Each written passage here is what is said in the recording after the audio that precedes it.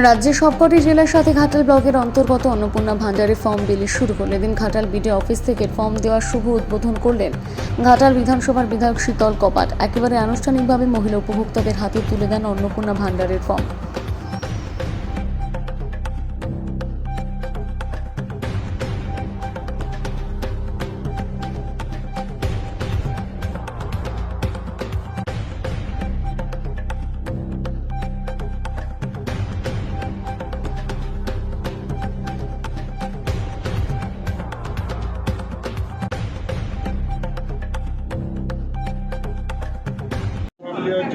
আজকে আমাদের ডবল ইঞ্জিনের সরকার, বিজেপি সরকার, পশ্চিমবাংলা সরকার অন্নপূর্ণা ভান্ডারের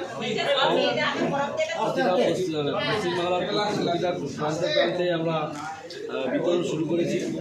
এই ফর্ম একটা পরিবার একটাই পাবে, একটা পরিবারে একটা ফর্মে 5 জন ফিল আপ করতে পারবে। যদি হয় তাহলে দ্বিতীয় একটা ফর্ম ব্যবহার করতে। এই ফর্মে একাধিক পয়েন্ট দিয়ে আছে, তথ্য চাওয়া হয়েছে। সেই তথ্যই যেমন টিক মার্ক থাকবে ইয়াস তার সঙ্গে সঙ্গে তথ্যটা সঠিক যে দিল কিনা, সঠিক তথ্য কিনা, তার জন্য ডকুমেন্ট জিরো দিতে হচ্ছে। প্যান কার্ড হোক, আধার কার্ড হোক, ভোটার কার্ড যা যা বলা আছে, এই সমস্ত কিছু দেওয়ার পরে জমা হবে।